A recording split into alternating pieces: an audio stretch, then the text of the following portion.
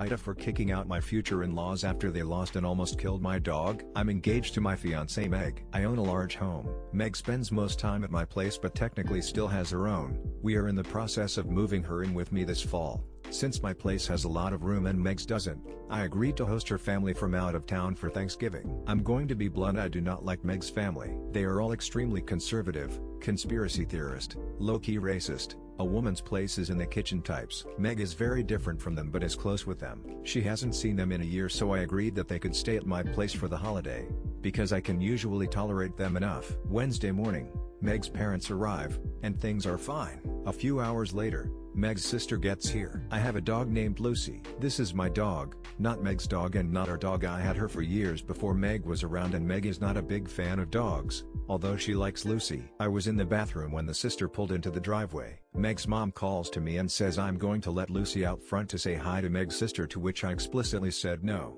Don't do that. She needs to be on a leash and I should handle her. Give me a minute and I can come help, but leave her inside. I know she heard me because she said okay. 2 minutes later, Meg comes screaming saying that her mom let Lucy outside and she ran away down the street. I ran out of the house and got in my car to drive after her, but I could never find her. I drove all around my neighborhood and adjacent neighborhoods trying to find her all day, but I just couldn't. She had my number on her collar, but I was terrified she was gone or got hit by a car or something. Meg drove around in her car some throughout the day too, but her parents and sister did nothing. They just spent the day alone at my house. I went home and slept and then resumed the search in the morning on Thursday, Thanksgiving Day. I continued searching and got a call in the afternoon that someone found Lucy. I went and got her and she was a mess. She had several bite marks and was bleeding in several places. I think she got in a fight with a wild animal. I took her to the ER immediately and they patched her up and she will pull through luckily, but that process took a long time, so I didn't get home until Thursday night. Today I was exhausted and basically locked myself in my room with Lucy to watch her. Meg's dad knocked on my door and told me to be a man,